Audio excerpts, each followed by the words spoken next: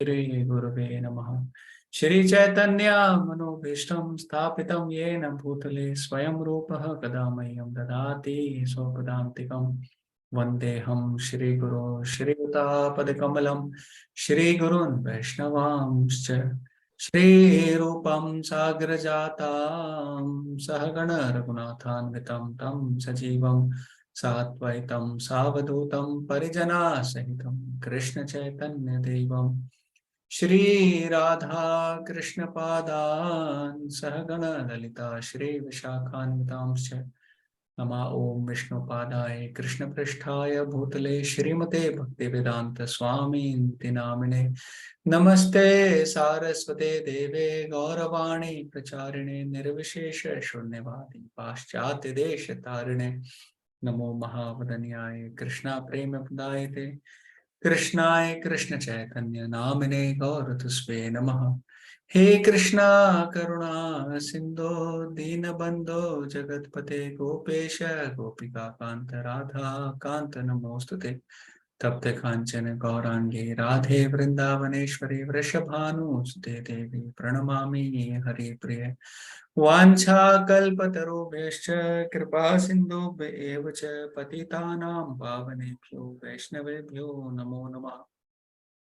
जय श्री कृष्ण चैतन्य प्रभु नित्यानंद श्री अद्वैत गदाधर शिवासादि गौर भक्त वृंदा हरे कृष्णा कृष्ण कृष्ण हरे हरे हरे राम राम राम हरे हरे मूकं करोति वाचालं पंगुं लंघयते गिरिमित्कृपातमहं वन्दे श्रीगुरो दीनतारिणम्।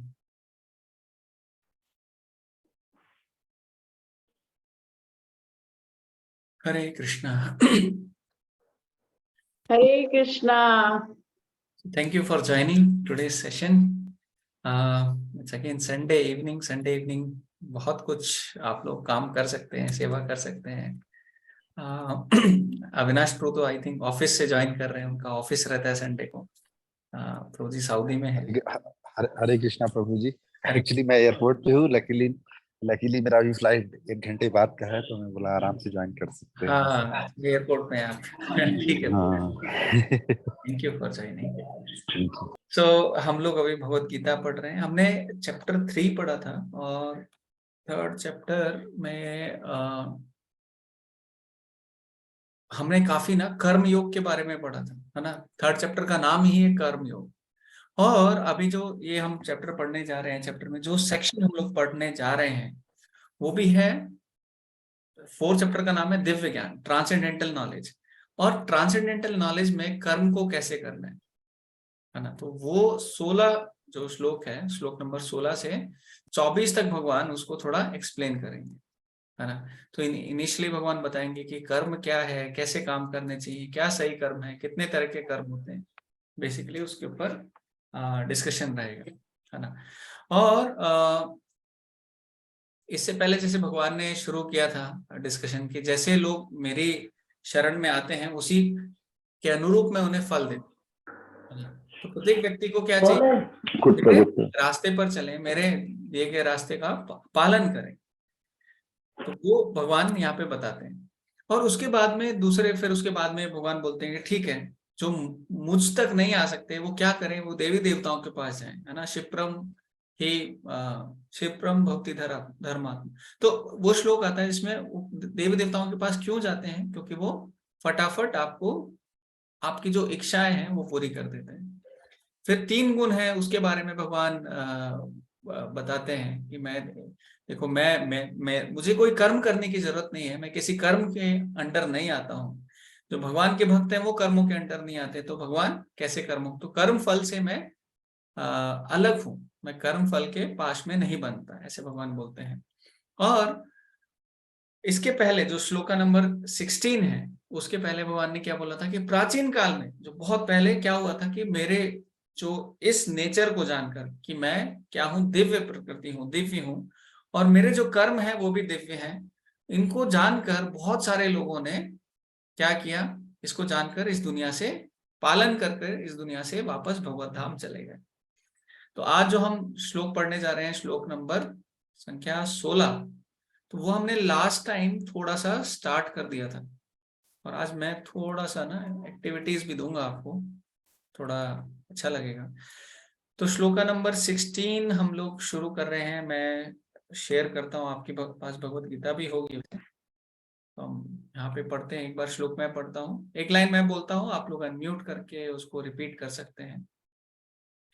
किम कर्म किम अकर्मेति, किम कर्म किम अकर्मेति, कव्योपत्र मोहिता, कव्योप्यत्र मोहिता, किं कर्म किं करोति कव्यो यत्र मोहिता, तत्ते कर्म प्रवक्ष्यामि, तत्ते कर्म प्रेक्ष्यामि। यज्ञात्वा मोक्षसे शुभात्। ज्ञात्वा मोक्षेषु अशुभात्। तो शब्द अर्थ है यहाँ पे, उसको हम पढ़ेंगे। किम क्या है, कर्म कर्म, किम क्या है, अकर्म अकर्म, निष्क्रियता और निष्क्रिय इति इस प्रकार, कव्य बुद्धिमान अपि भी अत्र इस विषय में मोहिता मोहग्रस्त रहते हैं, तथा वह ते तुमको कर्म कर्म प्रवक्ष्यामि कहूंगा, यत जिसे ज्ञात्वा जानकर मोक्ष से तुम्हारा उद्धार होगा, अशुभात अकल्याण से और अशुभ से। कल्याण और अशुभ से तुम्हारा जिससे उद्धार हो जाएगा, भगवान वो कर्म बताने जा रहे हैं कि कर्म क्या है और अकर्म क्या है। अनुवाद तथा तात्पर्य श्रील प्रभुपाद के द्वारा, श्रील प्रभुपाद की जय। कर्म क्या है और अकर्म क्या है, इसे निश्चित करने में बुद्धिमान व्यक्ति भी मोहग्रस्त हो जाते हैं। अतएव मैं तुमको बताऊंगा कि कर्म क्या है, जिसे जानकर तुम सारे अशुभ से मुक्त हो सकते हो, है ना। हमें पता होना चाहिए। हमारे जीवन में बहुत लोग को बहुत आशाएं रहती हैं कि क्या करना चाहिए, क्या सही है मेरे लिए, है ना। इस क्षण क्या सही है, क्या मैं इस टाइम को, इस क्षण को सही उपयोग में लेके आ पा रहा हूँ कि नहीं आ पा रहा हूँ। बहुत सारी ऐसी चीजें हैं जो हमें जाननी चाहिए। भगवान बोल रहे हैं, अभी अर्जुन मैं आपको बता रहा हूँ कि यहाँ पे बोल रहे हैं बुद्धिमान व्यक्ति भी मोहग्रस्त हो जाते हैं। बुद्धिमान व्यक्ति मोहग्रस्त हो जाते हैं, तो भगवान बोल रहे हैं हम भी मोहग्रस्त हो सकते हैं, है ना। तो बुद्धिमान व्यक्ति मोहग्रस्त हो जाते हैं, उसका मतलब क्या है। भगवान इसलिए खुद आए हैं भगवत गीता देने, कि कर्म का जो जो डिटेल्स बताने के लिए, हमें समझाने के लिए कि देखो हमें कैसे समझना चाहिए, कर्म क्या है, कर्म क्या है, मैं इसको कैसे समझूं।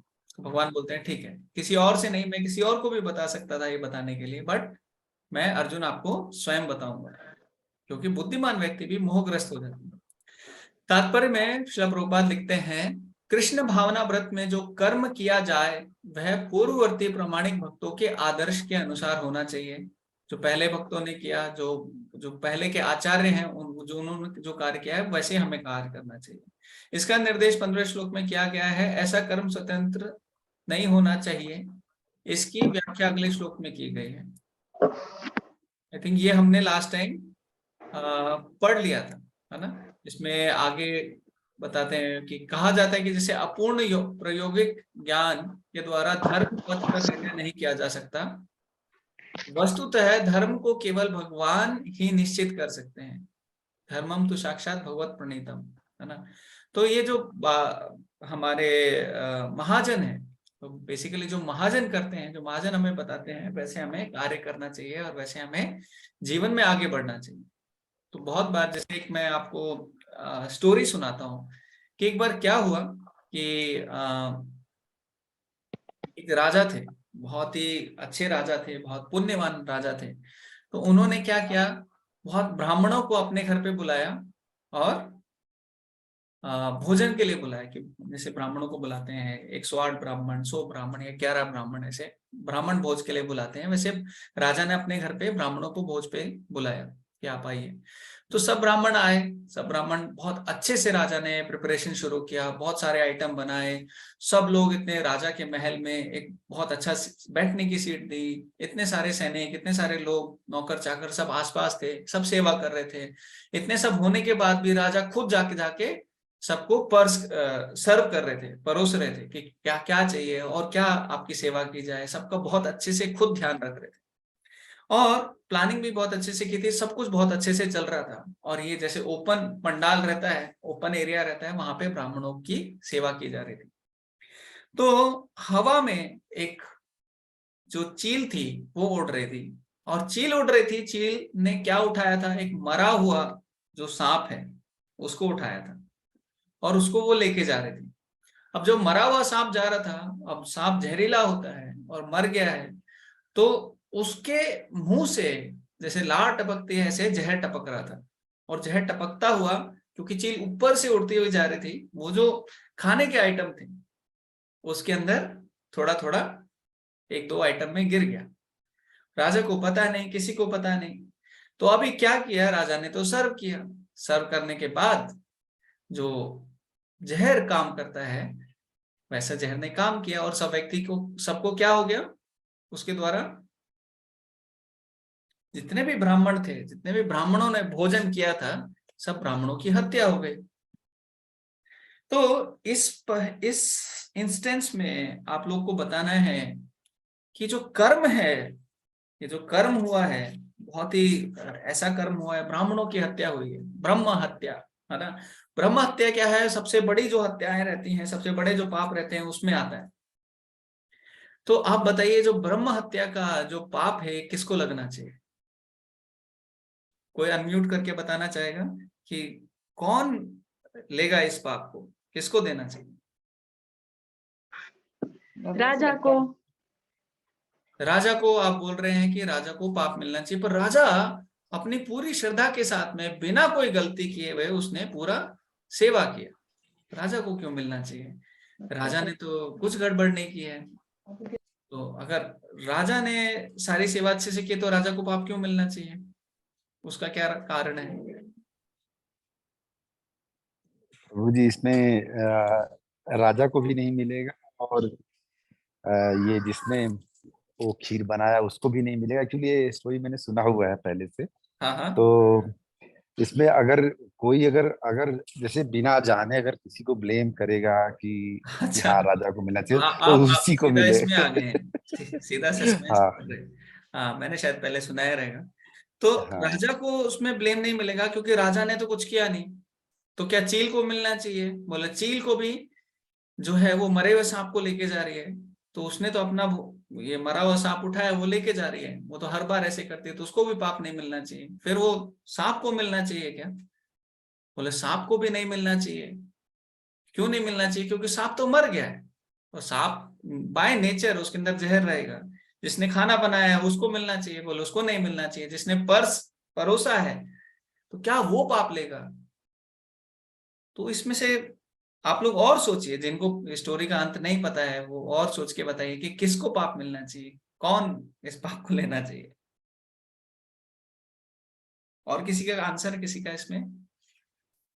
क्योंकि कर्म की बात हो रही है, कर्म का टॉपिक है आज का, तो हम उसके ऊपर थोड़ा जानना चाहेंगे।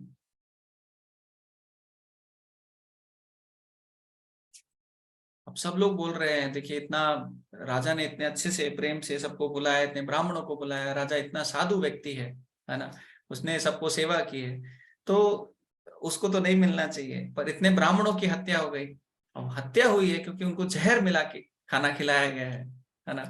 तो ठीक है, कोई ट्राई करना चाहेगा, कोई और जिसने स्टोरी नहीं सुनी है पहले?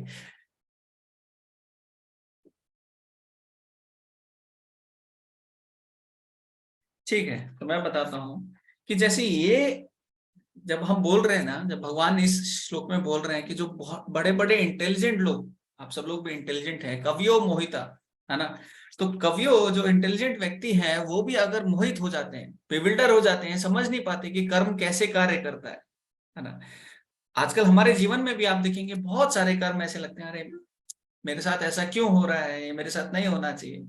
तो क्या हम समझ सकते हैं वो क्यों हो रहा है? मैंने ऐसा क्या किया? बोले नहीं समझ सकते।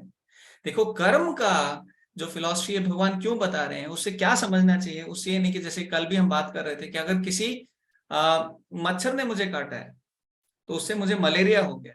अभी मलेरिया हो गया है तो अभी मुझे क्या करना चाहिए?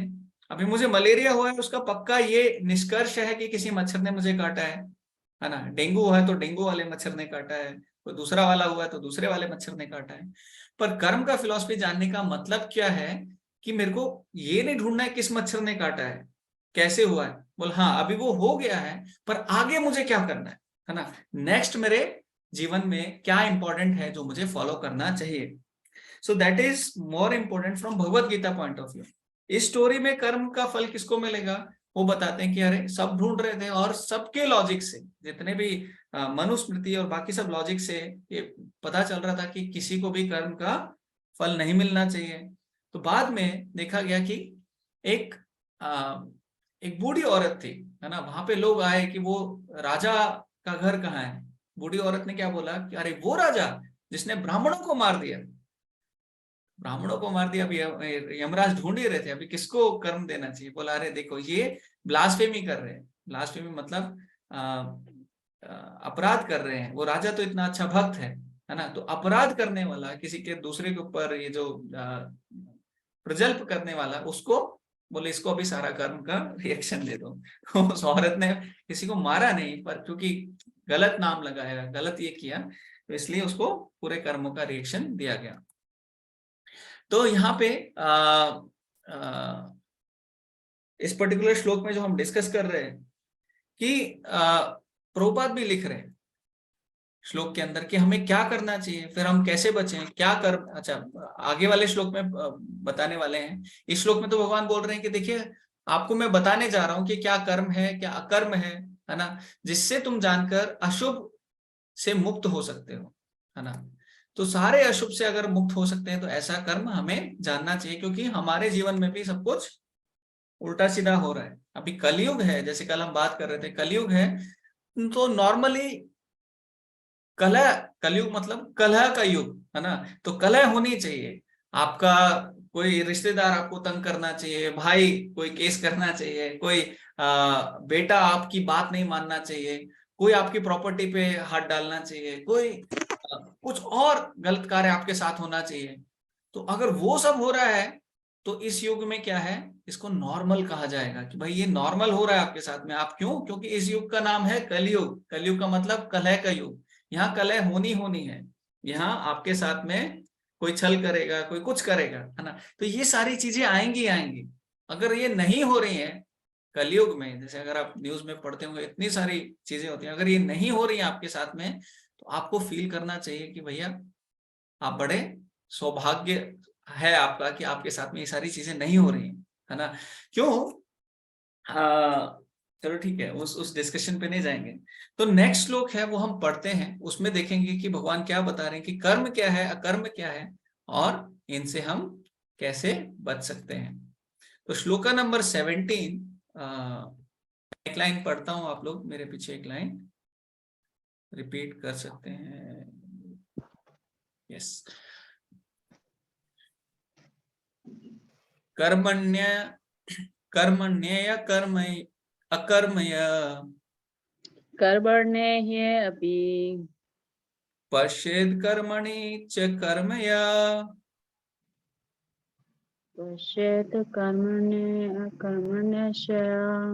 सॉरी, श्लोक का नंबर ना ये 18, तो गलत वाला है। हाँ मतलब 17 पढ़ना था, हाँ 17 में पढ़ता हूँ। कर्मणो ह्यपि बोद्धव्यम, कर्मणो अपि बोद्धव्यम च विकर्मणा, बोद्धव्यं च विकर्मणा अकर्मणश्च बोद्धव्यम, अकर्मण्यश्च अकर्मण्यश्च बोद्धव्यम्। बोद्धव्यम्। गहना कर्मणो गति। गहना गहना कर्मणो गति। गहना, गहना मतलब अत्यंत कठिन है, कर्मणो कर्म और गति, जो कर्म की गति है उसको समझ पाना कि कैसे ये मेरे साथ हो रहा है, क्यों हो रहा है, मैंने ये कार्य किया तो इसका क्या रिएक्शन मेरे साथ आएगा, है ना। तो ये समझ पाना बड़ा मुश्किल है। तो यहाँ पे अनुवाद और तात्पर्य में श्रील प्रभुपाद लिख रहे हैं कि कर्म की बारीकियों को समझना अत्यंत कठिन है। बारीकियां मतलब किस कर्म का क्या रिएक्शन आने वाला है। हरे कृष्ण प्रभु जी। हरे कृष्णा। प्रभु जी आपने ये शुभ और अशुभ का तो बताया ही नहीं। पिछले श्लोक में आप बोल रहे हैं, हाँ पिछले 716 वाले में आप बता रहे थे, फिर आप डाइवर्ट हो गए थे। हाँ नहीं एक्चुअली वो पिछली बार भी थोड़ा हमारा डिस्कशन हो गया था। तो अकल्याण से और अशुभ से, जैसे मैंने बोला ना कि जो हम कलयुग में है तो कलह का ये युग है, यहाँ पे जो भी बाय डिफॉल्ट एक्सपेक्टेशन है, जैसे सतयुग में क्या था, 100% लोग क्या थे, वो पायस थे, है ना, भगवान के भक्त थे, भगवान की पूजा करते थे, भगवान में विश्वास करते थे, है ना। फिर क्या हुआ, फिर जो त्रेता युग आया उसमें 75% क्या हुए, वो भगवान में विश्वास करते थे और 25% नहीं करते थे। जो पुण्य था वो घटकर 75% रह गया। फिर द्वापर युग में वो 50% रह गया और कलयुग में 25% रह गया। एक्चुअली 25% भी नहीं है ऐसा बोला जाता है कि कलयुग जैसे जैसे बढ़ता जाएगा वैसे वैसे वो एकदम जीरो की तरफ बढ़ता जाएगा, जीरो हो जाएगा। तो इस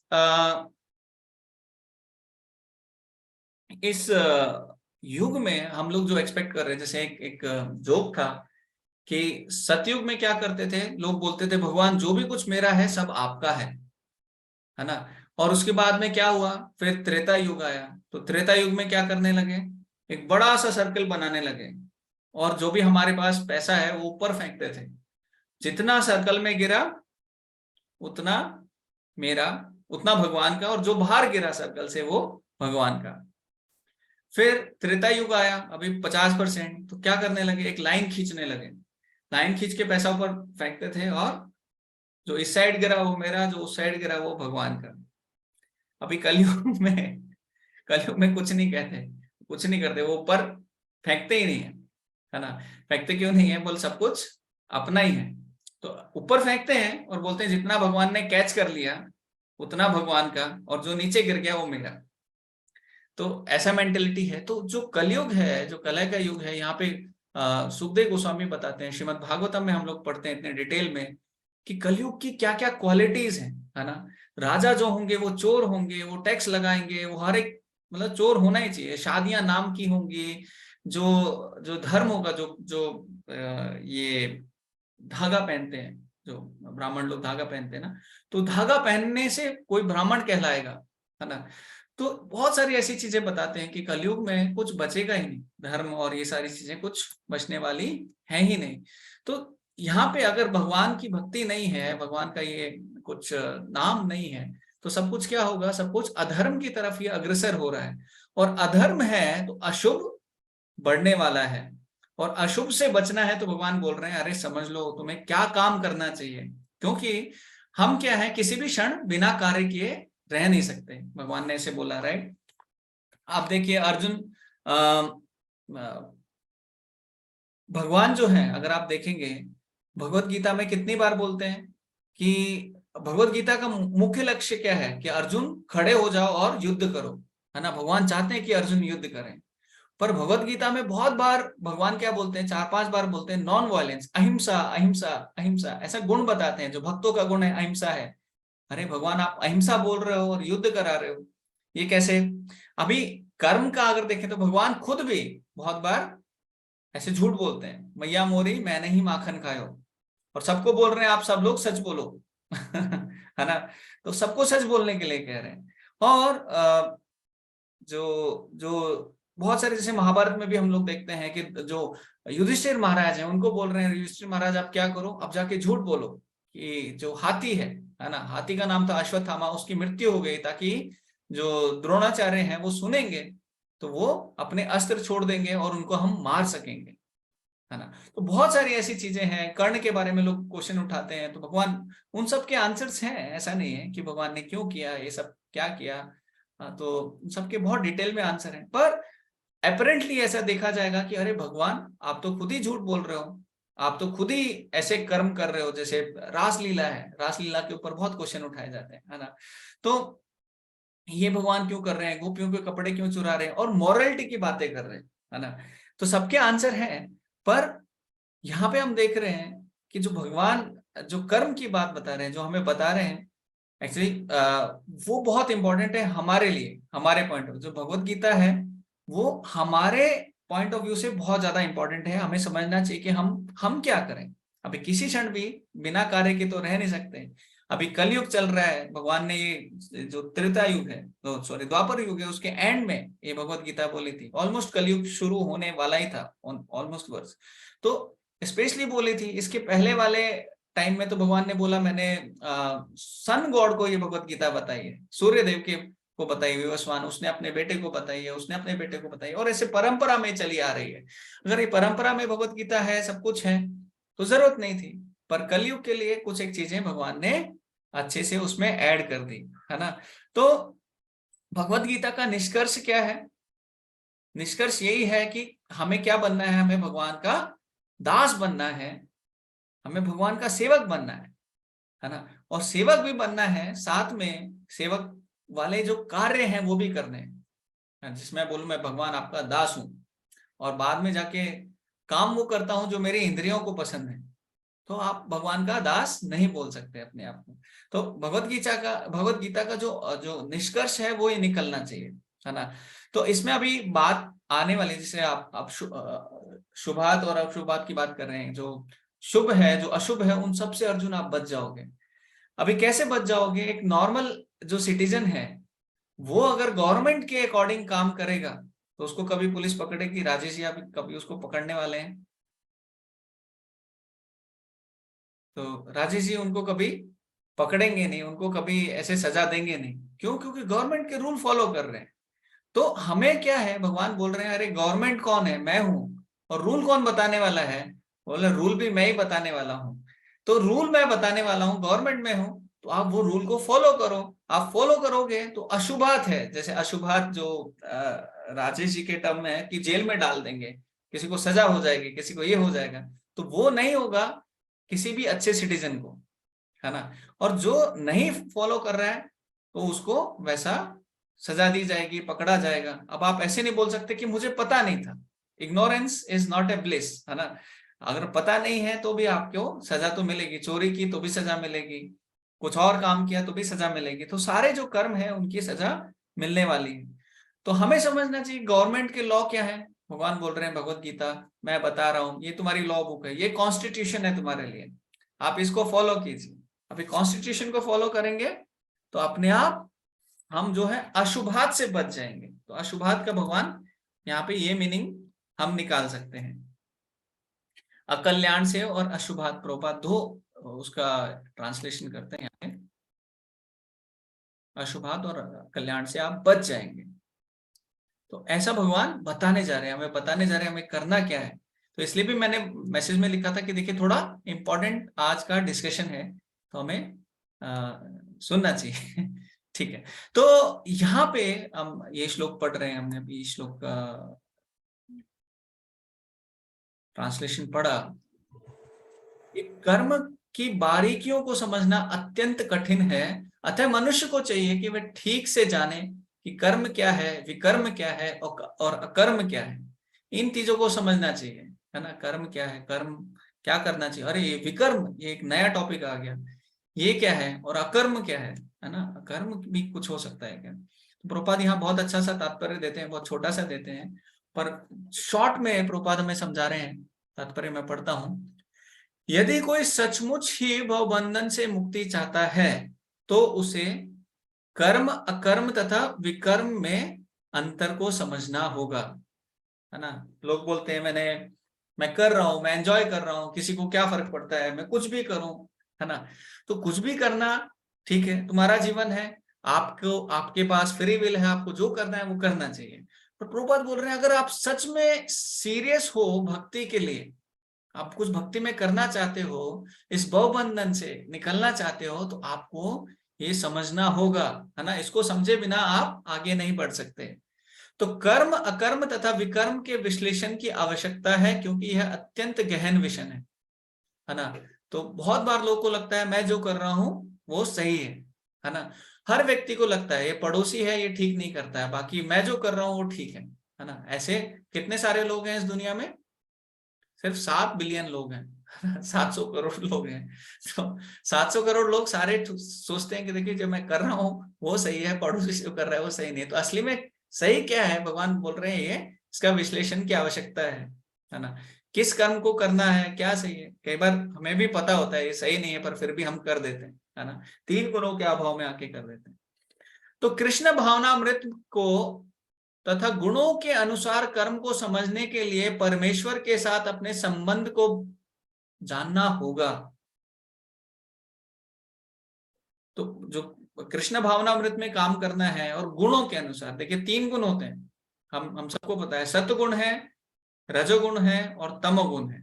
है ना। सत्वगुण में व्यक्ति बुद्धि के साथ और उसके फल को समझ के, है ना, कार्य करता है, बुद्धि के साथ कार्य करता है। तो बुद्धि के साथ कार्य करता है तो उसका जो रिजल्ट आता है सत्वगुण में, वो भी वो सत्वगुण का कार्य शुरू में भी बहुत अच्छा रहता है और उसका रिजल्ट भी बहुत अच्छा आता है। उसके बाद जो जो रजोगुण है उसमें व्यक्ति कार्य करता है। तो रजोगुण में जब व्यक्ति कार्य करता है तो उसका क्या होता है कि शुरू में तो बहुत अच्छा लगता है, अरे मैं ये कर लूं वो कर लूं, है ना। रजोगुण मतलब कार्य करने के लिए बहुत इच्छाएं होती है, बहुत कुछ करना चाहता है, तो करने की इच्छा होती है, वो कार्य करता है, शुरू में बहुत अच्छा लगता है, लेकिन बाद में जो रिजल्ट आता है उसमें अच्छा नहीं लगता है, फिर सोचता है मैं कुछ और करता हूँ। और तमोगुण में जो व्यक्ति होता है, वो जो जो रजोगुण में होता है, वो बिना बुद्धि के बस कार्य करता है, वो सोचता नहीं है इसके क्यों क्यों करना है, कैसे करना है। और जो सबसे आखिर वाला है, उसके पास ना बुद्धि है और ना वो कार्य करता है।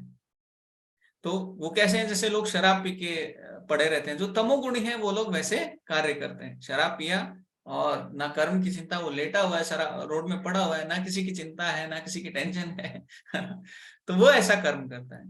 तो 3 गुणों को जानकर और कृष्ण भावना अमृत जो भक्ति है उसको समझकर, और भगवान के साथ मेरा रिश्ता क्या है ना, उसको जानना होगा। दूसरे शब्दों में प्रभुपाद यहाँ पे लिख रहे हैं, दूसरे शब्दों में जिसने ये भली भांति समझ लिया है वह जानता है कि जीवात्मा भगवान का नित्य दास है और फल स्वरूप से कृष्ण भावनामृत में कार्य करना है। अभी हमें क्या समझना पड़ेगा, हम लोग जीवात्मा है, हम लोग ये शरीर नहीं है, आत्मा है, और आत्मा के साथ हमारा भगवान के साथ क्या है, नित्य दास है। भगवान के साथ अगर देखें भगवत धाम में तो 5 तरह के हमारे जो जो रिलेशनशिप रहते हैं, जो रसा जो बोलते हैं वो रहता है। तो एक रहता है शांत रस, जो शांत रस में जो लोग सेवा करते हैं भगवान की, तो भक्त लोग उसमें ज्यादा इंटरेस्टेड नहीं रहते। फिर रहता है दास्य रस, तो दास्य में भगवान, जैसे हनुमान जी हैं, वो दास्य रस में भगवान राम की सेवा कर रहे हैं, भगवान ये है। और उसके ऊपर दास्य रस के बाद क्या आता है, साख्य रस, जो अपने फ्रेंडशिप में, जैसे भगवान कृष्ण के कितने सारे मित्र हैं, है ना, जो उनके साथ गाय चराने जाते हैं, जो उनके साथ हर एक लीला में पार्टिसिपेट करते हैं, तो वो एक अलग रस में है ना। और उसके बाद में और क्या रस आता है, उसके बाद में आता है जो पेरेंटल है ना, जो माता पिता है, तो उन वो कौन है, यशोदा है, नंद महाराज है, वासुदेव है, देवकी है ना। तो वो उस रस में भगवान की सेवा कर रहे हैं। यशोदा मैया डेली भगवान को तैयार करती हैं, उनके लिए प्रसाद बनाती हैं, उनको खिलाती हैं, है ना, उनको हर एक केयर करती हैं। तो वो उस रस में है। और सबसे ऊपर है माधुर्य रस, जो प्रेम का रस है। तो अलग अलग रस में हम भगवान को समझ सकते हैं, लेकिन हर एक रस में जो एक कॉमन है वो है दास, है ना। भगवान के मित्र भी बने हैं, जैसे अर्जुन भी मित्र हैं, पर भगवान को प्रसन्न करने के लिए दास के भाव में वो सारी लीलाएं करते हैं। जो पेरेंट्स हैं वो भी भगवान के दास बनकर, भले ही पेरेंट्स बनते हैं पर दास रहते हैं। जो कॉन्जुगल लव है उसमें भी भगवान की प्रसन्नता के लिए गोपियां कार्य करती हैं। तो एक दास का भाव है वो कॉमन रहता है। तो हमें क्या बनना है, भगवान का नित्य दास, और फल स्वरूप उसे कृष्ण भावनामृत में कार्य करना है। संपूर्ण भगवत गीता का यही लक्ष्य है। इस भगवान मृत के विरुद्ध सारे निष्कर्ष एवं परिणाम विकर्म या निषेध कर्म है। इसे समझने के लिए मनुष्य को कृष्ण भावनामृत के अधिकारियों की संगति करनी होगी और उनसे रहस्य को समझना होता है। यह साक्षात भगवान से समझने के सामान्य है, अन्यथा बुद्धिमान से भी बुद्धिमान मनुष्य मोहग्रस्त हो जाता है। भगवान प्रभुपाद क्लियरली लिख रहे हैं कि जो भक्त हैं, जो डिवोटीज हैं, उनसे हमें ये समझना पड़ेगा कि देखिए क्या कर्म है, क्या करना चाहिए, क्या नहीं करना चाहिए, है ना, वो उसको समझा सकते हैं। नहीं तो बुद्धिमान से बुद्धिमान व्यक्ति भी क्या करता है, इसको नहीं समझ पाता। तो कर्म क्या है, अकर्म क्या है और विकर्म क्या है, इन तीनों को हम लोग देखते हैं, है ना। तो साइंस हमें क्या बोलती है, every action has equal and opposite reaction. हमने पढ़ा है सबने, साइंस की क्लास में सबने पढ़ा है ना, आप सब लोग हो ना। तो every action has equal and opposite reaction. तो जो भी कार्य हम लोग करेंगे उसका हमें कुछ ना कुछ फल मिलेगा। अभी भगवान ने 2nd चैप्टर में हमें बताया था माँ फलेषु कदाचन, फल की इच्छा मत करो, है ना, कर्म करते रहो, फल की इच्छा मत करो। पर अगर हम कर्म करते हैं तो हमारे अंदर इच्छा आ जाती कि नहीं, मुझे तो फल मिलना चाहिए, मैं काम कर रहा हूँ, है ना, तो मुझे फ्रूट्स मिलने चाहिए, मुझे इसका फल मिलना चाहिए, है ना। तो अभी ये कर्म की जब इच्छा करते हैं तो क्या होता है,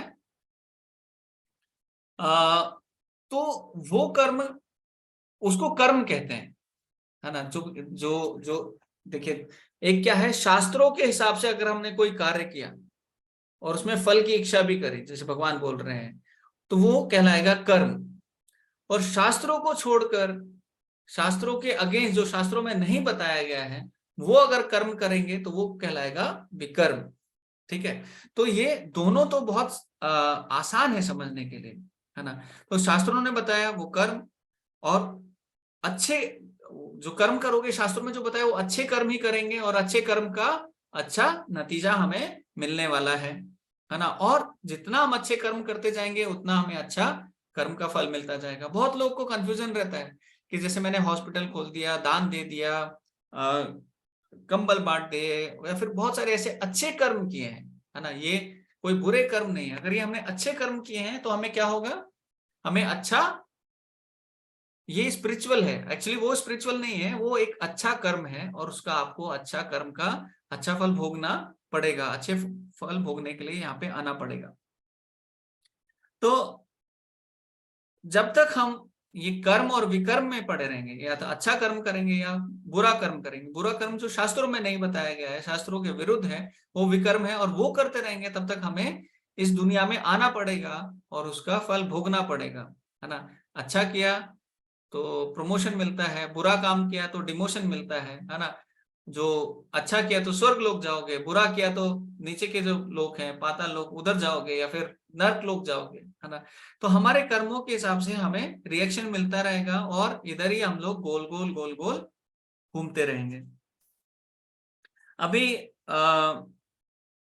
भगवान बोलते हैं नहीं कश्चित् क्षणमपि, अभी एक सेकंड भी हम लोग कर्म करना नहीं छोड़ सकते। अभी अर्जुन थे, उन्होंने क्या बोला, अरे अर्जुन इतने इंटेलिजेंट व्यक्ति थे, उन्होंने बोला देखिए इतने सारे लोग मरेंगे युद्ध में, तो क्या करना चाहिए, अरे कर्म ही नहीं करना चाहिए, है ना, मेरे को नहीं मारना है इनको, क्योंकि इनसे रिएक्शन आएगा, फल मिलेगा, ये जो स्त्रियां हैं ये दूषित हो जाएंगी, और फिर वर्ण शंकर बढ़ जाएगा। बहुत सारी ऐसी जो जो रीजंस हैं अर्जुन देते हैं, है ना। वो किस लिए देते हैं, क्योंकि इतने सारे पाप बढ़ेंगे, है ना। और तो मेरे को क्या करना चाहिए, अर्जुन ने बोला मैं इनएक्शन करता हूं, मैं कोई कर्म करूंगा ही नहीं, और बिना कर्म किए मैं मेरे को कोई रिएक्शन नहीं आएगा, और मैं रिएक्शन से बच जाऊंगा, और जब कर्म का फल नहीं आएगा तो मैं क्या करूंगा, मैं बच जाऊंगा और वापस इस चक्कर में नहीं पड़ूंगा। पर ऐसा संभव है क्या, देखिए हम अगर कोई कर्म ना भी करें, जैसे राजेश जी कल रिटायर हो जाए, बोले मैं मेरे को कोई कर्म करना ही नहीं, अच्छा नहीं करना, बुरा नहीं करना, कर्म कमरा बंद करके बैठ जाए, आप लोग सब लोग कमरा बंद करके बैठ जाए, बोले कोई कर्म करना ही नहीं। पर हम जब अगर जीना चाहते हैं, जैसे चक्की पीसेंगे तो उसमें जानवर मरते हैं, आटा बनता है, उससे उसको खाते हैं, या फल फूल तोड़ते हैं, उसमें जानवर, हम चलते हैं, चींटियां मरती हैं, बहुत कुछ भी अगर हम लोग कर्म करते हैं, जैसे जैन साधु लोग आपने देखा होगा, वो मुंह पे पट्टी बांध लेते हैं। क्यों पट्टी बांध लेते हैं, उनका लॉजिक ये है कि कुछ उनके मुंह में कोई जानवर ना जाए, जो मर जाए या कुछ ऐसा हो जाए, वो बहुत कम निर्भरता कर। पर इस ये शरीर जब तक है तब तक हमें कुछ ना कुछ तो कर्म करना पड़ेगा, और कुछ ना कुछ कर्म करेंगे तो उसमें कुछ ना कुछ उसका रिएक्शन भी आएगा। तो मैं क्या करूं, है ना, मैं कैसे बचूं। अर्जुन बचना चाहते थे पर कोई सोल्यूशन नहीं दिख रहा था, तो सुसाइड कर लें क्या, क्योंकि मैं रहूंगा तो कर्म का रिएक्शन मिलेगा, और नहीं रहूंगा तो कर्म का रिएक्शन नहीं मिलेगा। पर सुसाइड करना भी कर्म है है ना। तो कर्म है तो कर्म का रिएक्शन मिलेगा, और शास्त्रों में सुसाइड करने के भी बहुत सारे ये दिए गए हैं कि सजा दी गई है। पहला तो आपका ये शरीर आपका नहीं है, भगवान ने आपको दिया है, भगवान ने आपको आंखें दी हैं, ये शरीर दिया है, हाथ पांव दिए हैं, है ना, कुछ कर्म करने के लिए, इस जन्म में भक्ति में आगे बढ़ने के लिए, इस जो चक्कर है जन्म मृत्यु का उससे बचकर निकलने के लिए भगवान ने आपको दिए हैं, तो इसे भगवान की सेवा में लगाना चाहिए। पर आप बोल रहे हो नहीं, मैं कोई कर्म करूंगा नहीं तो मैं इस शरीर को छोड़कर अभी सुसाइड कर लेता हूँ, सुसाइड कर लिया तो स्टॉप वर्क, बोल नहीं, वो भी कोई सोल्यूशन नहीं है। तो इस दुनिया में रह रहे हैं तो पाप कर रहे हैं।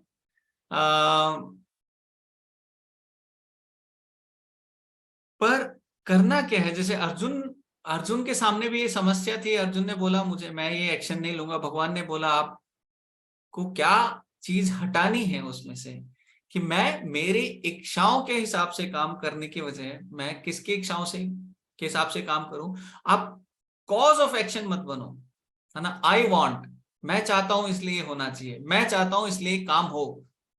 आप क्या करना चाहिए आपको, कि कृष्ण चाहते हैं इसलिए मैं ये कार्य कर रहा हूं, ये भगवान के लिए मैं कार्य कर रहा हूं।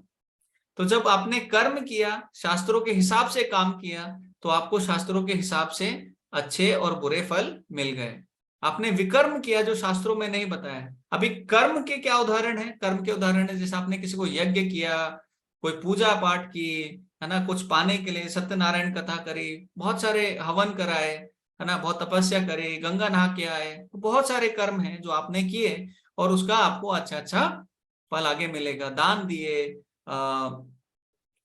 ब्राह्मणों को क्या, गौ सेवा करी, बहुत सारे कर्म हैं जो आपने किए और उसके अच्छे अच्छे फल मिलेंगे।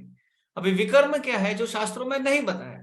अभी कलयुग में आप आंख बंद कर बाहर चले जाओ और देख लो, जो भी कोई व्यक्ति जो भी कार्य कर रहा है वो विकर्म है। जैसे मांस खाना, शराब पीना, किसी को मारना, भ्रूण हत्या करना, माँ अपने पेट में ही बच्चे की हत्या कर देती, क्या वो शास्त्रों में बताया? अरे बहुत बड़ा पाप है, माँ को ऐसे नहीं करना चाहिए, पर लोग ऐसा करते हैं। और बहुत सारी ऐसी चीजें हैं जो विकर्म में आती हैं, जो बहुत बड़े इसमें आती हैं।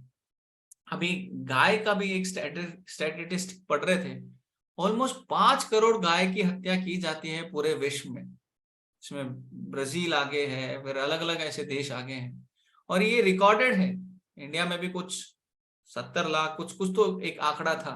अब सोचिए, तो रिकॉर्डेड है, और बिना रिकॉर्डेड वाला अब इतना पाप हो रहा है। ये तो गाय है, बहुत सारे अलग जानवरों की हत्या की जा रही है। क्यों? क्योंकि इस जो जीव है ना, इसको आनंद देना है। इसको आनंद देने के लिए कितने पाप वाले कर्मों में आप पड़ रहे हो, है ना, कितने पाप के रिएक्शन आपको झेलने पड़ेंगे।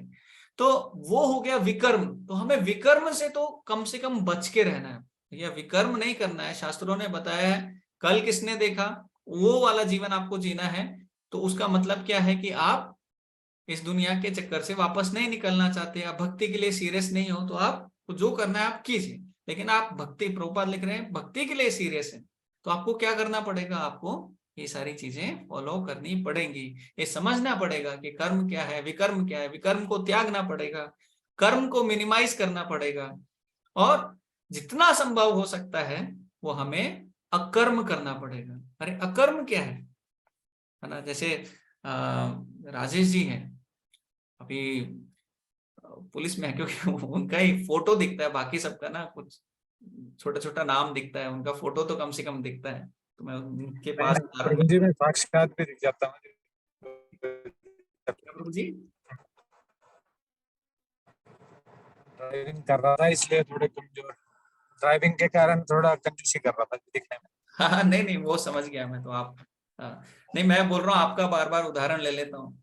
तो एक सिंपल उदाहरण है, जैसे वो अगर गवर्नमेंट में देखते हैं और गवर्नमेंट के लिए काम कर रहे हैं, और गवर्नमेंट चाहती है कि जो अपराधी हैं, जो बहुत बड़े बड़े बदमाश हैं, जिनके नाम पे बहुत बड़े बड़े इनाम हैं, उनको अगर वो मार देते हैं, शूटिंग कर देते हैं, एनकाउंटर कर देते हैं, तो उनको क्या मिलेगा? उनको इनाम मिलेगा। तो ये क्या हो गया? ये अकर्म हो गया। अभी अपने संतुष्टि के लिए अपने दुश्मन को जाके ऐसे ही कहीं पे जाके मार देते हैं, वो ऐसा नहीं करेंगे। मैं उन्हें पर्सनली जानता हूं, पर उसके लिए फिर गवर्नमेंट बोलेगी लेकिन आपने किया तो क्या, शूटिंग ही किया ना, तो वो विकर्म हो गया, है ना। तो और कर्म क्या हो गया? जैसे अपने लिए, अपनी संतुष्टि के लिए आप गन लेके घूम रहे हो, सब लोग आपसे डर रहे हैं, आपसे आपकी बात मान रहे हैं, आपकी पोस्ट है उससे ही कर रहे हैं, तो वो कर्म हो गया। तो कहने का मतलब क्या है कि आपने गवर्नमेंट के अकॉर्डिंग काम किया तो आपको इनाम मिलेगा। तो अकर्म में हम लोग क्या करते हैं, भगवान की संतुष्टि के लिए कार्य करते हैं, जो भगवान की इच्छा है उसके लिए कार्य करते हैं। सिर्फ एक ही पर्पस रहता है, एक ही मोटिव रहता है अकर्म का, कि भगवान को मैं कैसे संतुष्ट करूं, भगवान की इंद्रियों को, अपनी इंद्रियों को छोड़कर भगवान की इंद्रियों के लिए मैं कैसे कार्य करूं, है ना। तो वो हमें समझना पड़ेगा। और जैसे प्रभुपाद लिखते हैं कि जो सीनियर भक्त हैं उनसे हमें पूछना चाहिए। तो प्रभुपाद और कलयुग में स्पेशली जो चैतन्य महाप्रभु, उन्होंने बोला ठीक है आप क्या करो, हरे कृष्णा महामंत्र का जाप करो, जो शास्त्र हैं उनका अध्ययन करो, जैसे हम लोग अभी भगवत गीता पढ़ रहे हैं, ये करना भी बहुत इंपॉर्टेंट है। इससे क्या होता है, जब हम चैंटिंग करते हैं तो हमारा मन, उसको नरिशमेंट मिलता है। जब हम शास्त्र पढ़ते हैं तो हमारी बुद्धि को नरिशमेंट मिलता है ना। तो उससे वो प्रोसेस शुरू हो जाता है हमारा क्लीनिंग का। तो वो सारे कार्य करेंगे, भक्तों का संग में रहेंगे तो हमें अच्छा विचार आएगा, अच्छे एक्शन रहेंगे, हमारे डाउट हैं वो सारे क्लियर हो जाएंगे। तो वो हमें करना पड़ेगा। और भगवान की सेवा जिस हिसाब से हम लोग कर सकते हैं, जैसे अपने आश्रम में रहते हुए, अपने घर में रहते हुए भगवान की सेवा जैसे भी कर सकते हैं वैसे हमें करनी चाहिए। अभी भगवान ने क्या क्या बताया, बहुत कुछ बताया। जैसे खाने के लिए कल हम बात कर रहे थे, युक्त आहार विहार से खाने में क्या खाना चाहिए, वेजिटेरियन सात्विक फूड खाना चाहिए, भगवान को ऑफर करके खाना चाहिए, है ना। और ऑफर मन मना भव मद भक्तो, मेरा मन, आप मन जो है आप मुझ में लगा दो। जैसे हम पहले भी हमने एक बार बात की थी कि जो चीज है वो अपने जो सोर्स है उसकी तरफ बढ़ती है ना। जैसे ये जो पंच महाभूत है, जैसे अगर कोई पत्थर है उसको ऊपर आप फेंकोगे तो वो नीचे आके गिरता है धरती में, क्योंकि वो पत्थर है, अर्थ है ना, तो अर्थ में जाता है। जितनी भी नदियां हैं वो बहती हैं, जो सोर्स है समुद्र उसके तरफ बहती है ना। और जितने भी वायु है वो वायु में मिक्स हो जाती है। और अग्नि है, अग्नि हम जलाते हैं तो जैसे सूर्य देव है ना, सूर्य की तरफ वो ऊपर ही जाती है, अग्नि ऊपर ही जाती है, वो वहां जाना चाहती है। और उसके बाद क्या है, ईथर, ईथर के बाद माइंड। माइंड क्या है, जो मन है, भगवान को ऋषिकेश कहते हैं। ऋषिकेश मतलब जो कंट्रोलर ऑफ द सेंसेस, हमारे माइंड पे और इंद्रियों को जो कंट्रोल करते हैं वो भगवान ऋषिकेश है। तो मन भगवान में ही लगना चाहिए। और उससे क्या फायदा होगा, जितना हम भगवान में मन लगाएंगे, तो जितना मन भगवान में लगेगा उतने हमारे एक्शन ऑटोमेटिकली भक्ति वाले हो जाएंगे। अभी भक्ति में भी देखेंगे ऑटोमेटिकली बहुत कुछ हो जाता है ना। मैं माता जी से बात कर रहे थे, माता जी मुझे बोल रहे थे कि अभी तो नए नए भक्त हैं, बहुत बहुत उनको टाइम नहीं हुआ है, पर उन्होंने बोला मैंने ऐसे ना सेकेंडरी करके शुरू किया था भक्ति, चलो ठीक है कभी मैं चली जाऊंगी क्लास में, कभी कुछ पढ़ लेंगे, कभी अच्छे लोग हैं इनसे, मतलब कभी भगवत गीता का कुछ सुन लिया। बोला मैंने सेकेंडरी करके शुरू किया था, ऐसे बस टाइम पास के लिए किया था, और अभी ये मेरे जीवन की प्राइमरी एक्टिविटी हो गई है, मतलब इंपॉर्टेंट चीज हो गई। पहले मैंने इंपॉर्टेंट करके शुरू नहीं किया था। तो ये कैसे हो गई है, ये ऑटोमेटिक हो गई जब हमारा मन भगवान में लगता है, जब भगवान के दर्शन करते हैं, है ना। जो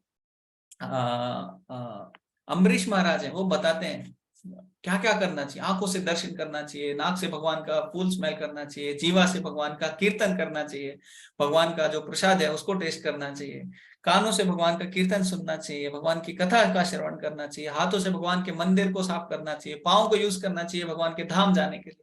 वो बहुत सारी चीजें से बताते हैं, है ना। तो वो डिटेल में बता, तो ये जब हम करेंगे तो ये अकर्म है। अकर्म का मतलब क्या है, इसमें कोई रिएक्शन नहीं आएगा। और बोले रिएक्शन नहीं आएगा, मैंने कर्म किया, मैंने इतना मेहनत किया और सैलरी नहीं मिल रही है। अरे नहीं, सैलरी मिलती है, जो ट्रांसेंडेंटल ब्लिस है, जो आपको एक आनंद का अनुभव होता है, जिसकी वजह से आप भक्ति में कंटिन्यू करते रहते हैं, भक्ति में आगे बढ़ते रहते हैं, तो वो आपको अनुभव और अच्छा होता जाएगा।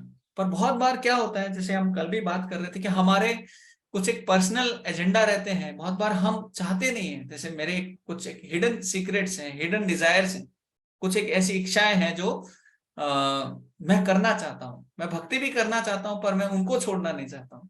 अब जैसे ऐसा हो गया कि भक्ति सिद्धांत ठाकुर एक स्टोरी सुनाते थे कि एक बार क्या हुआ, एक बारात जानी थी दूसरे गांव, बहुत दूर जानी थी। तो शाम को जाके वो लोग सब नाव में बैठ गए और नाव से क्रॉस करके नदी में जाके पूरा दूर जाके फिर दूसरे साइड जाना था। तो वहां पे बारात को पहुंचना था। तो रात में शाम को आके सब लोग उसमें बैठ गए और रात भर वो नावक चला रहा है, नाव चला रहा है, चलाए जा रहा है, चलाए जा रहा है। और देखा तो वो लोग, सुबह देखा तो वो लोग वहीं पर हैं। वहीं पर क्यों है? क्योंकि उनका जो एंकर था, है ना, जिससे नाव बांधते हैं, नाव को छोड़ दिया तो वो बह जाएगी नदी में कहीं, तो इसलिए वो बांधते हैं, उसको खोला ही नहीं था, वो एंकर को हटाया ही नहीं था। ऐसे हमारे ना बहुत सारे एंकर लगे हुए हैं, है ना। मेरे को बहुत पैसा कमाना है, वो एक एंकर हो सकता है। मुझे बहुत प्रॉपर्टी चाहिए, या फिर नहीं, ये तो बहुत अलग अलग है, सबका कुछ कुछ हो सकता है। जैसे अगर आप बोलोगे भगवत गीता क्लास में आना चाहिए, तो वो बोलेंगे नहीं, अभी मैं बिजी हूँ, मैं इस काम में बिजी हूँ। कम से कम एक प्रायोरिटी हमें बनाना चाहिए कि मैं ये एक क्लास है, इसको मैं ध्यान दूंगा, इसको मैं सुनना चाहता हूँ, इसको मैं फॉलो करूंगा। अगर मैं, जैसे ऑफलाइन एसोसिएशन नहीं है, जैसे अविनाश प्रभु हैं, वो सऊदी में हैं, उनको इतना आसान नहीं है भक्तों से मिलना उनके लिए। हमारे राजेंद्र प्रभु जी हैं, तो वो नौगांव में है, उनको भी इतना आसान नहीं है। पर जीवन में परेशानियां सबकी उतनी ही है, चाहे किसी के पास पैसा है, कहीं किसी के पास कोई पावर है, कुछ भी है, लेकिन परेशानियां सबकी किसी ना किसी अलग अलग मात्रा में है। किसी के पास थोड़ी ज्यादा है, किसी के पास थोड़ी कम है, पर सबके पास जन्म मृत्यु जड़ा व्याधि तो रहेगी रहेगी, है ना। 3 तरह के जो जो मिजरीज हैं वो तो आएंगी आएंगी। तो हमें क्या करना है? अगर नहीं किया, मान लो चलो भगवान बोल रहे हैं कि हमें अकर्म करना है। अकर्म मतलब हमें उसका रिएक्शन नहीं आएगा, अंदर ट्रांस जाओ, वो कार्य करेंगे, भक्ति के लिए कार्य करेंगे। तो भगवत गीता में भी आता है कि जैसे शुरू में वो एकदम कड़वा जैसा लगेगा, लेकिन अंत में उसका जो फल है वो बहुत अच्छा लगेगा। जो रजोगुणों वाला जो कार्य रहता है, शुरू में बहुत अच्छा लगता है, बहुत आनंद आता है, पर अंत में वो कड़वा लगता है। तो उल्टा है रजोगुण और सत्वगुण का, जो जो भक्ति का जो एक रास्ता है। तो भक्ति में करेंगे तो अरे क्यों माला करना है, क्यों क्लास अटेंड करना है, क्यों भगवत गीता पढ़ना है। ये देखो मोबाइल में उठाता हूँ और कितना एंजॉयमेंट के लिए लोग, मेरे एंजॉयमेंट के लिए कितने सारे लोग वीडियो बना रहे हैं, है ना। तो भक्त का अगर जीवन में कोई लक्षण, कोई एक टारगेट नहीं है, वो जानना नहीं चाहता, वो इस दुनिया के चक्कर से बाहर नहीं निकलना चाहता, तो माया उसको इतना इतना अट्रैक्शन देती है, प्रलोभन देती है कि उसको वापस माया में खींचती रहती है। आइए आइए, आपका स्वागत है, आपको क्या देखना है? पिक्चर देखना है, ये पिक्चर है। आपको क्या खाना है? नॉनवेज खाना है, हाँ मैं आपको वो अरेंज करती हूँ। आप भक्ति मत करो, उसके अलावा आपको जो चाहिए माया पूरी आपकी हेल्प करेगी। जैसे माला करने बैठते हैं तो हमें नींद भी आती है, भगवत गीता पढ़ने बैठते हैं तो नींद आती है, कुछ लोग का ऐसा अनुभव है तो तुरंत, जिनको नॉर्मली नींद नहीं आ रही है उनको नींद आ जाती है। तो माया क्या करती है? जो लोग इस दुनिया में हैं, राधानाथ स्वामी महाराज बताते हैं, जो लोग इस दुनिया में नॉर्मली हैं उनको भगवान के पास आने नहीं देती है। और जो भगवान की भक्ति करने की कोशिश करते हैं ना, उनका जो सरेंडर है, उनका जो भगवान पे आत्मनिवेदन है, मतलब आत्मसमर्पण है भगवान के ऊपर, वो जो समर्पण है उसको डिले करती है, उसको देरी बढ़ा देती है। बोला अरे आज ही क्यों करनी है सारी माला, आज ही क्यों पढ़ना है ना, अभी तो जीवन भर के हमारा जीवन है ना। तो जैसे कल मैं एक एग्जांपल दे रहा था कि जैसे आप लोगों नॉर्थ में तो वैसा कैलेंडर नहीं आता, पर यहाँ पे ना एक कैलेंडर आता है, इस साइड आता है, साउथ में भी देखा है। 365 पेज रहते हैं उसमें, इतना मोटा रहता है, उसको चिपका देते हैं एक जगह पे।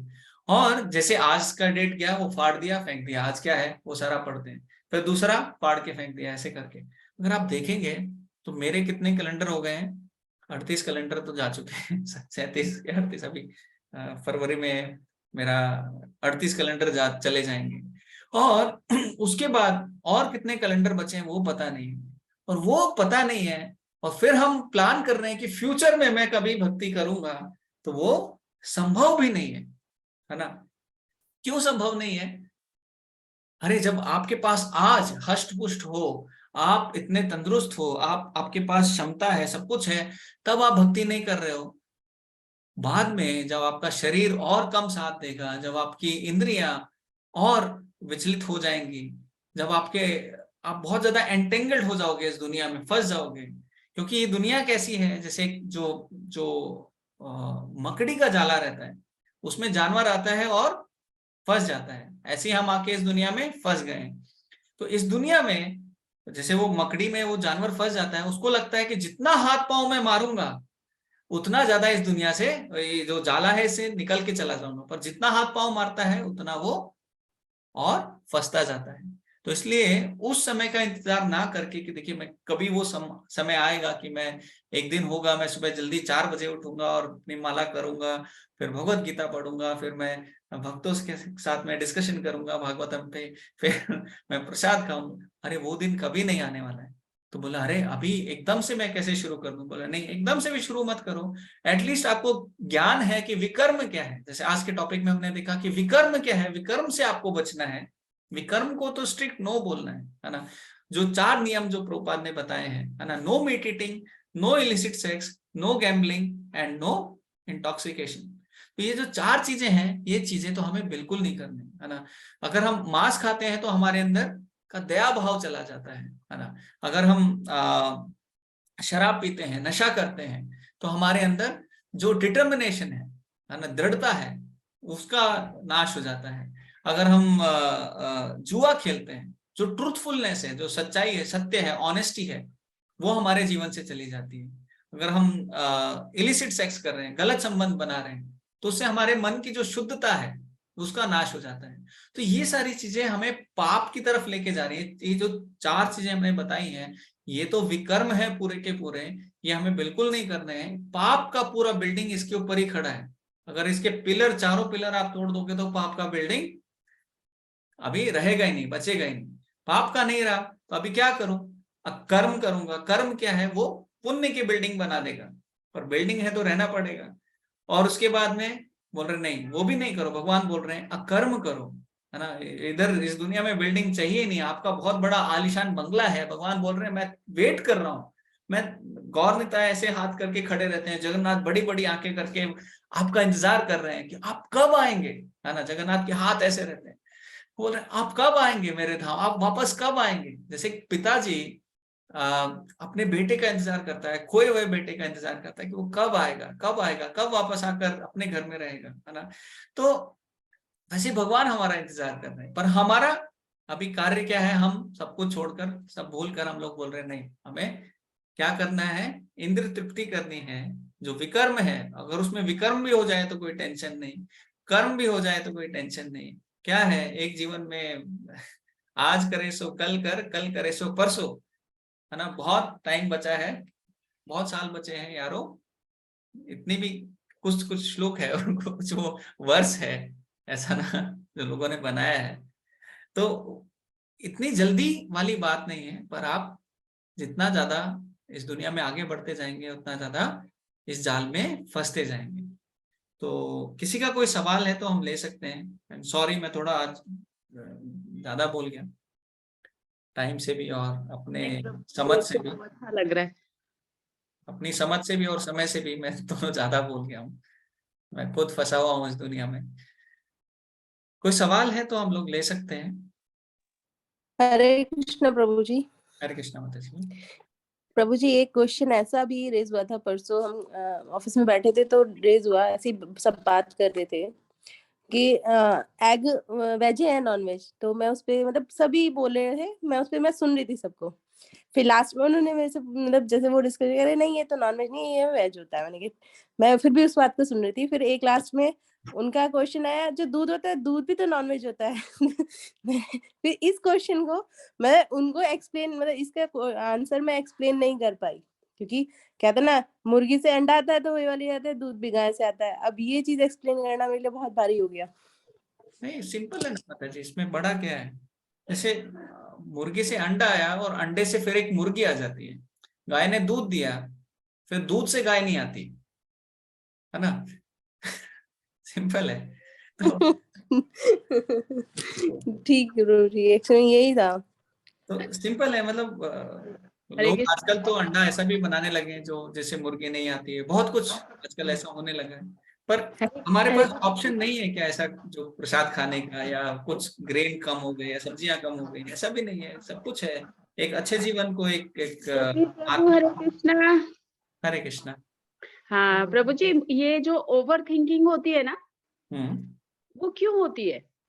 ऐसा मतलब क्योंकि एक बहुत ही मतलब कई बार क्या होता है कि मतलब मेरे साथ में एक माताजी और बैठे हैं जो क्लास ले रहे हैं आपकी, हम्म, तो वो पूछना चाहती है कि ओवरथिंकिंग का ऐसे क्या रहता है? क्यों इतना माइंड में आता रहता है? उसको हम डाइवर्ट क्यों नहीं कर पाते या फिर उसको अपने उससे अलग क्यों नहीं कर पाते हैं?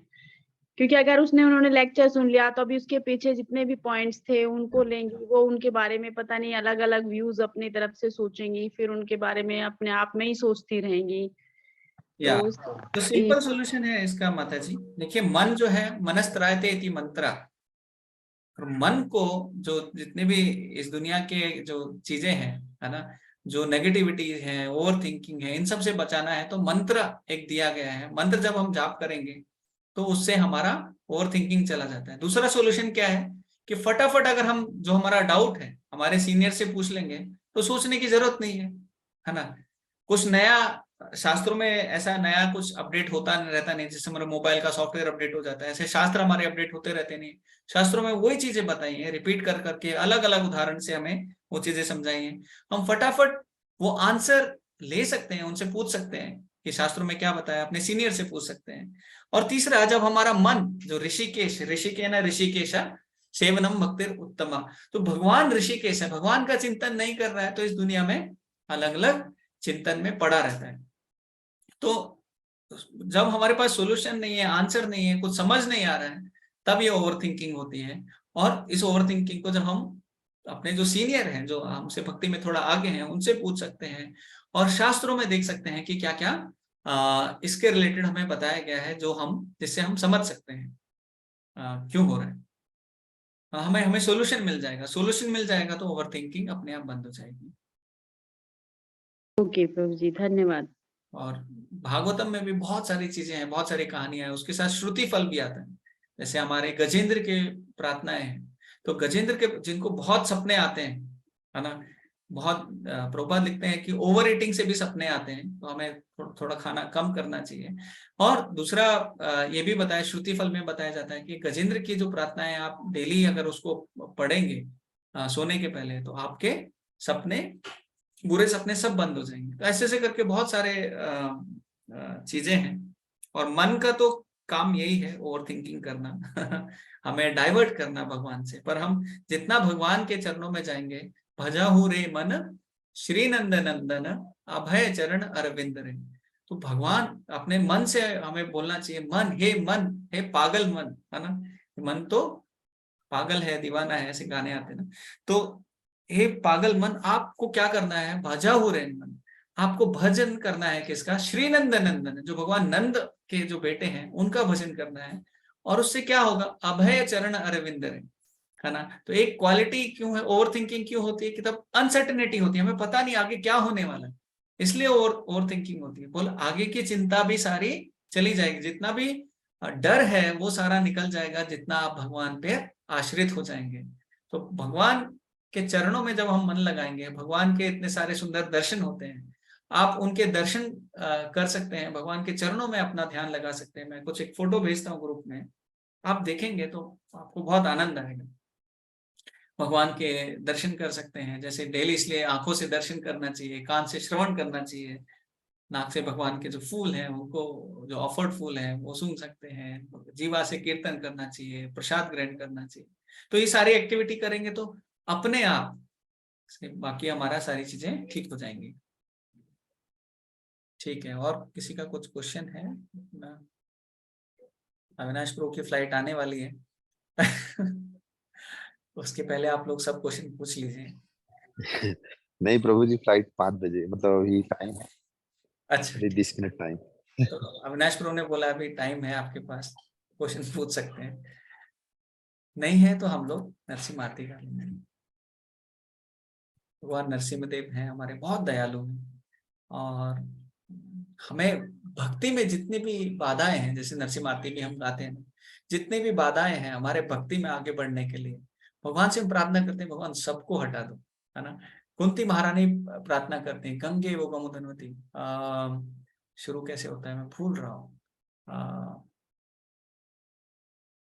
ठीक है, गंगे वो गमुदनवती। जैसे गंगा क्या करती है, सब कुछ छोड़कर, कितनी भी बाधाएं आ जाए गंगा के रास्ते में, सबको पार करके वो समुद्र में पहुंचती है, हे भगवान वैसे ही जो मेरी मति है वो आपके चरणों में लगनी चाहिए। तो ऐसे कुंती महारानी की प्रार्थना में बहुत सुंदर प्रार्थना आती है। तो वैसे ही जितनी भी बाधाएं हमारे जीवन में हैं, जो भगवान को सरेंडर करने के लिए हमारे जीवन में आ रही हैं, भगवान नरसिम्हा देव से हम प्रार्थना करते हैं, भगवान नरसिम्हा देव आप उनसे हमें बचाइए, और उनसे अगर हम बच गए तो हम भक्ति में हमारे जितने भी कला हैं, जितने भी परेशानियां हैं, जितने भी अशुभात हैं, जैसे पुराने लास्ट श्लोक में हमने पढ़ा, उन सब से हम लोग बच सकते हैं। कोई गाना चाहेगा नरसिम्हा आरती हमारे ग्रुप में? हाँ प्रभु जी।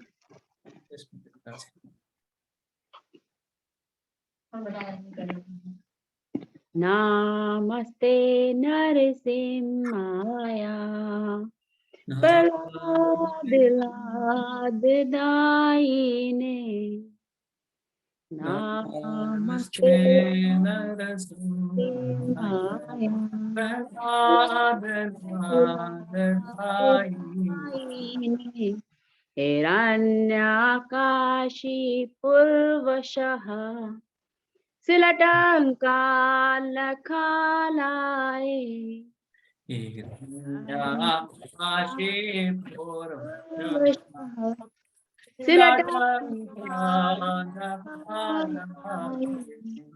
इतो नरसिम्हा परतो नरसिम्हा यातो यातो यामि ततो नरसिम्हा। इतो नरसिम्हा परतो नरसिम्हा यातो यातो यामि ततो नरसिम्हा। महे नरसिम्हा हृदय नरसिम्हा नरसिंहं दे शरण प्रपेखा। वहे नरसिम्हा हृदय नरसिम्हा दे चरणं प्रपेखा। तब कर कमल बरे नखाल अद्भुत श्रृंगार। दालिता हिरण्यकशिपु तनु भृंगा केशवदीप्ता नरहरि रूपा। जय जगदीश हरे जय जगदीश हरे जय जगदीश हरे। तब कर कमल अद्भुत श्रृंगार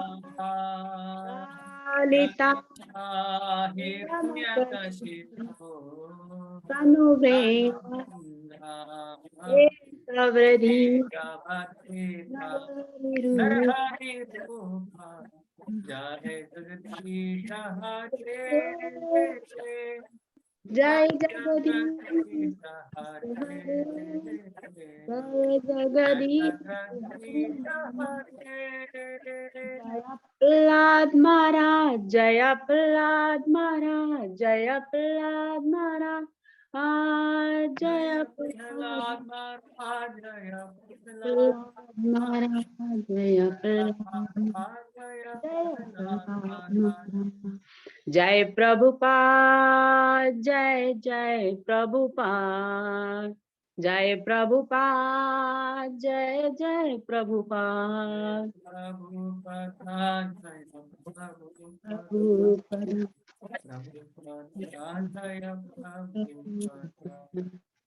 जय नरसिम्हा।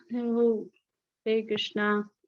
हरे कृष्णा। जय नरसिम्हदेव भगवान की जय। सर्वभक्ति विनाशक लक्ष्मीपति नरसिम्हदेव भगवान की जय। भक्त शिरोमणि प्रहलाद महाराज की जय। अटेंटिव सुनने वालों की जय, अटेंटिव ना सुनने वालों की जय। जय जय हो प्रभु जी। हरे कृष्णा। आप हरे कृष्ण। हरे कृष्ण। हरे कृष्णा प्रभु जी। हरे कृष्णा। हरे कृष्णा प्रभु जी। हरे Krishna. Thank you all for joining today's class. Stop here.